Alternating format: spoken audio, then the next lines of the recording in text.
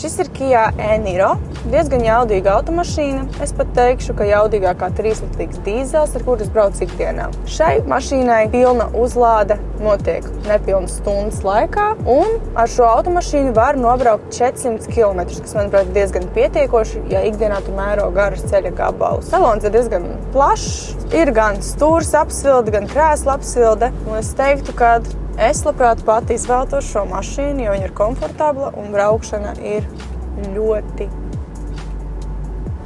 es pat nezinu, superīga. Ja tu pasūti šo mašīnu pie mums no Vācijas, tu saņem vairāku tūkstošu atlaidi, ko garantē tev valsts. Kāpēc, lai neizmantotu šo iespēju un nepasūtot automašīnu no Vācijas? Šo automašīnu tu var lādēt arī mājās, pie rozetes vai arī kādā no daudzām uzlādes stacijām visā Latvijā. Turklāt lielākā daļa uzlādes staciju ir novietota pie lielveikaliem. Tas nozīmē, ka iepirkšanās laikā tu vari lādēt savu automašīnu un iznākot no veikala, tai būs jau pilna bāka. Nāc uz Auto Piegāde LV, pasūti savu elektroautomašīnu no Vācijas un saņem valsts atbalstu automašīnas iegādēji.